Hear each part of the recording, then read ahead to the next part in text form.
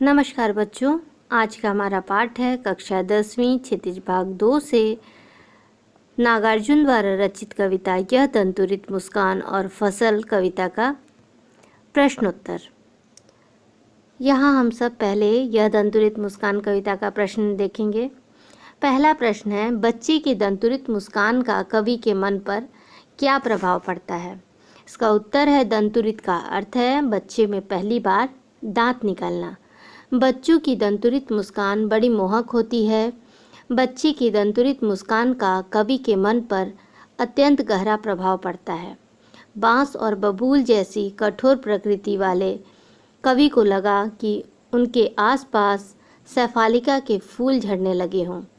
कवि को बच्चे की मुस्कान बहुत मनमोहक लगती है, जो मृत शरीर में भी प्राण डाल देती है। उस मुस्कान से प्रभावित संन्यास धारण कर चुका कवि पुनः गृहस्थ आश्रम में लौट आया। कवि पहले गृहस्थ आश्रम को छोड़ करके संन्यास धारण कर लिए थे। अब वह बच्चे की मुस्कान से इतने प्रभावित हुए कि वो गृहस्थ आश्रम में फिर से लौट आए। दूसरा प्रश्न है, बच्चे की मुस्कान और एक बड़े व्यक्ति की मुस्कान में क्या अंतर होता है? किस तरह बड़े व्यक्ति और बच्चे की मुस्कान अलग होती है? तो इसका उत्तर है, बच्चे तथा बड़े व्यक्ति की मुस्कान में निम्नलिखित अंतर होते हैं। पहला अंतर है, बच्चे अबोध होते हैं। अबोध यानी अनजान होते हैं, किसी बात की उन्हें जानकारी नहीं होती है। बच्चों की हंसी में निश्चलता होती है, किसी प्रकार का छल कपट नहीं होता है। लेकिन बड़ों की मुस्कुराहट कृत्रिम भी होती है। कृत्रिम यानी बनावटी होती है। बच्चों की मुस्कुराहट जो प्राकृतिक होती है, लेकिन बड़ों की मुस्कुराहट कृत्रिम भी होती है, बनावटी होती है। दूसरा, बच्चे मुस्कुराते समय किसी खास मौके की प्रतीक्षा नहीं करते हैं। वे तो बस अपनी स्वाभाविक मुस्कान बिखेरना जानते हैं।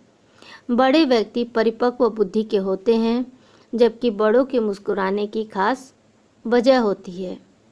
बच्चे नासमझ होते हैं और वो हंसने की वजह नहीं ढूंढते, वह बस किसी को देखे और मुस्कुरा दिए। लेकिन बड़े व्यक्ति जो होते हैं बहुत ही मैच्योर बुद्धि के होते हैं, परिपक्व होते हैं और उनके हंसने मुस्कुराने की भी खास वजह होती है। बिना वजह के बड़े लोग नहीं मुस्कुराते हैं। तीसरा है, जो कि बच्चे और बड़ों की मुस्कान में भिन्नता लाती है, बच्चों का मुस्कुराना सभी को प्रभावित करता है, परंतु बड़ों का मुस्कान वैसा आकर्षण नहीं रखती है। बच्चों के मुस्कान से सभी प्रभावित हो जाते हैं, लेकिन बड़ों के मुस्कुराहट से सब कोई आकर्षित नहीं हो पाते हैं। तीसरा प्रश्न है, कवि ने बच्चे की मुस्कान के सौंदर्य को किन किन बिंबों के माध्यम से व्यक्त किया है? बिंब यानी प्रतीक, किन किन चीज़ों का सिंबल लिया है, प्रतीक लिया है, उसके माध्यम से व्यक्त किया है कवि ने बच्चे की मुस्कान का सौंदर्य। तो इसका उत्तर है, कवि नागार्जुन ने बच्चे की मुस्कान के सौंदर्य को जिन बिंबों के माध्यम से व्यक्त किया है वे निम्नलिखित हैं। पहला, बच्चे की मुस्कान से मृतक में भी जान आ जाती है, मृतक में भी डाल देगी जान। दूसरा, कवि ने बालक के मुस्कान की तुलना कमल के पुष्प से की है, जो कि तालाब में न खिलकर कवि की झोपड़ी में खिल रहे हैं। छोड़कर तालाब मेरी झोपड़ी में खिल रहे जलजात। तीसरा बिंब है, बच्चे की मुस्कान से प्रभावित होकर पाषाण यानी पत्थर भी पिघलकर जल बन जाएगा, पिघलकर जल बन गया होगा कठिन पाषाण। चौथा है, कवि बच्चे की मुस्कान की तुलना शेफालिका के फूल से करता है। झरने लग पड़े शेफालिका के फूल। पांचवा, बच्चा जब तिरछी नज़रों से देखकर मुस्कुराता है, कवि को लगता है कि वह उनके प्रति स्नेह प्रकट करता है। देखते तुम इधर कनखी मार, और होती जब की आंखें चार, तब तुम्हारी दंतुरित मुस्कान। इस प्रकार कवि ने इन सब बिंबों का प्रयोग कर बच्चों की मुस्कान की तुलना की है इन सब बिंबों से। चौथा प्रश्न है, पहला है, भाव स्पष्ट कीजिए। इन पंक्तियों का भाव स्पष्ट करना है। छोड़कर तालाब मेरी झोपड़ी में खिल रहे जलजात। इसका उत्तर होगा प्रस्तुत काव्यांश का भाव है कि कोमल शरीर वाले बच्चे खेलते हुए बहुत आकर्षक लगते हैं। कवि ने यहाँ बच्चे की सुंदर मुस्कान की तुलना कमल के फूल से की है। बच्चे की हंसी को देखकर ऐसा लगता है मानो कमल के फूल अपना स्थान परिवर्तित कर तालाब के स्थान पर इस झोपड़ी में खिलने लगे हैं। आशय यह है कि बच्चे की हंसी को देखकर मन में बहुत उल्लास होता है, खुशी होती है। दूसरा भाव स्पष्ट कीजिए। छू गया तुमसे कि झरने लग पड़े सैफालिका के फूल, बांस था कि बबूल। इसका उत्तर है प्रस्तुत काव्यांश का भाव है कि बच्चों के स्पर्श में ऐसा जादू होता है कि कोई भी कठोर हृदय जल के समान पिघल जाए। कितना भी कठोर रहे लेकिन बच्चे की मुस्कान देख करके वह जल के समान पिघल जाए। बच्चे के स्पर्श से बांस तथा बबूल जैसे कांटेदार वृक्ष से भी फूल झरने लगते हैं। भावहीन और संवेदना शून्य व्यक्तियों में भी सुख, आनंद और वात्सल्य का संचार हो जाता है। यानी जो व्यक्ति निराश हो गए हैं, जीवन से निराश हताश हो गए हैं, उन व्यक्तियों में भी सुख, आनंद और वात्सल्य रस का संचार हो जाता है। उसी प्रकार बच्चे का स्पर्श पाकर कवि का भी नीरस मन प्रफुल्लित हो जाता है, खुश हो जाता है। रचना और अभिव्यक्ति से प्रश्न है। पहला है, मुस्कान और क्रोध भिन्न भिन्न भाव हैं। इनकी उपस्थिति से बने वातावरण की भिन्नता का चित्रण कीजिए। इसका उत्तर है मुस्कान तथा क्रोध मानव स्वभाव के दो अलग अलग रूप हैं जो एक दूसरे से भिन्न हैं, अलग हैं। इनसे वातावरण भी प्रभावित होता है। दो अलग अलग चीज़ें हैं, मुस्कान और क्रोध, तो उस परिस्थिति में वातावरण भी प्रभावित होता है। पहला है मुस्कान। मुस्कान से किस प्रकार वातावरण प्रभावित होता है? तो मुस्कान निश्चल तथा प्रेमपूर्ण मुस्कान किसी के भी हृदय को मुग्ध कर सकता है। यदि हम किसी के सामने निश्चल हंसी हंसते हैं, मुस्कुराते हैं, तो किसी के भी हृदय को मुग्ध कर देता है, मोह लेता है। यह मन की प्रसन्नता का प्रतीक है। मुस्कान कठोर एवं भाव शून्य हृदय वाले को भी कोमल और भावयुक्त बना देती है। कोई भी कितना भी कठोर व्यक्ति है, लेकिन मुस्कान यदि निश्चल मुस्कान है तो उसे देख करके कोई भी भावयुक्त हो जाता है। इसमें पराये को भी अपना बना लेने की अद्भुत क्षमता होती है। मुस्कान के द्वारा हम किसी को, पराये को भी अपना बना सकते हैं। दूसरा है क्रोध। क्रोध व्यक्ति के मन में चल रहे असंतोष की भावना है। क्रोध से चेहरा भयानक, मन अशांत और वातावरण तनावयुक्त बन जाता है। क्रोध से हृदय कठोर और संवेदनहीन हो जाता है। क्रोध में व्यक्ति के सोचने समझने की शक्ति खत्म हो जाती है। मन अशांत हो जाता है, कुछ भी सोचने लायक नहीं रह जाता है। दूसरा प्रश्न है, दंतुरित मुस्कान से बच्चे की उम्र का अनुमान लगाइए और तर्क सहित उत्तर दीजिए।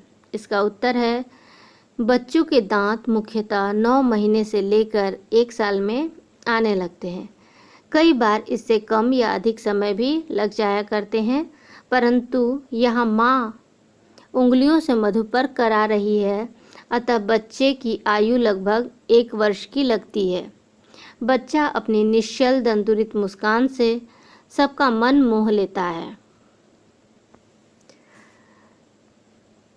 तीसरा, बच्चे से कवि की मुलाकात का जो शब्द चित्र उपस्थित हुआ है उसे अपने शब्दों में लिखिए। इसका उत्तर है कवि और वह बच्चा दोनों एक दूसरे के लिए सर्वथा अपरिचित थे, अनजान थे दोनों एक दूसरे से। इसी कारण बच्चा उसे एकटक देखता रहा। बच्चे ने कवि की उंगलियां पकड़ ली थी और अपलक कवि को निहार रहा था।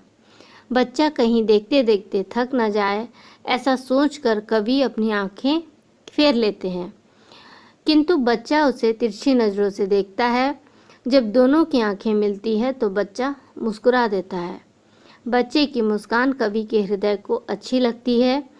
उसकी मुस्कान को देखकर कवि का निराश मन खुश हो जाता है। उसे ऐसा लगता है जैसे कमल के फूल तालाब को छोड़कर उसके झोंपड़े में खिल उठे हैं। उस मुस्कान से प्रभावित संन्यास धारण कर चुका कवि पुनः गृहस्थ आश्रम में लौट आया।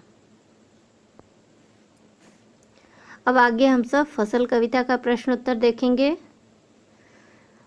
फसल का पहला प्रश्न है, कवि के अनुसार फसल क्या है? इसका उत्तर है, कवि के अनुसार फसलें पानी, मिट्टी, धूप, हवा और मानव श्रम के मेल से बनी है। अर्थात फसल किसी एक की मेहनत का फल नहीं, बल्कि इसमें सभी का योगदान सम्मिलित है। दूसरा प्रश्न है, कविता में फसल उपजाने के लिए आवश्यक तत्वों की बात कही गई है, वे आवश्यक तत्व कौन कौन से हैं? इसका उत्तर है, प्रस्तुत कविता में कवि ने फसल उपजाने के लिए मानव परिश्रम, पानी, मिट्टी, सूरज की किरणों तथा हवा जैसे तत्वों को आवश्यक कहा है कि ये सब चीज़ें एक फसल को उपजाने में उपयोगी हैं, अति आवश्यक हैं। तीसरा प्रश्न है, फसल को हाथों के स्पर्श की गरिमा और महिमा कहकर कवि क्या व्यक्त करना चाहते हैं? इसका उत्तर है, फसल के लिए भले ही पानी, मिट्टी, सूरज की किरणें तथा हवा जैसे तत्वों की आवश्यकता है, परंतु किसानों के परिश्रम के बिना ये सभी साधन व्यर्थ है। यदि किसान परिश्रम न करे तो ये सब चीज़ें बेकार हैं। यदि किसान अपने परिश्रम के द्वारा इसे भली प्रकार से नहीं सींचे, तब तक इन सब साधनों की सफलता नहीं होगी। यदि किसान मेहनत ही न करे और ये सब साधन रहें तो कुछ भी सफल नहीं हो पाएगा। अतः यह किसान के श्रम की गरिमा है, जिसके कारण फसलें इतनी अधिक बढ़ती चली जाती है। यदि किसान मेहनत न करे तो सारी चीज़ों के रहते हुए भी फसल नहीं विकसित हो पाएगी। चौथा है, भाव स्पष्ट कीजिए। रूपांतर है सूरज की किरणों का, सिमटा हुआ संकोच है हवा की थिरकन का। इसका उत्तर है, प्रस्तुत पंक्तियों का तात्पर्य यह है कि फसल के लिए सूरज की किरणें तथा हवा दोनों का प्रमुख योगदान है। वातावरण के ये दोनों अवयव ही फसल के योगदान में अपनी अपनी भूमिका अदा करते हैं। फसलों की हरियाली सूरज की किरणों के प्रभाव के कारण आती है। फसलों को बढ़ाने में हवा की थिरकन का भी योगदान रहता है। अगला प्रश्न देखेंगे रचना और अभिव्यक्ति से। पांचवा का पहला प्रश्न है, कवि ने फसल को हजार हजार खेतों की मिट्टी का गुणधर्म कहा है। मिट्टी के गुणधर्म को आप किस तरह परिभाषित करेंगे?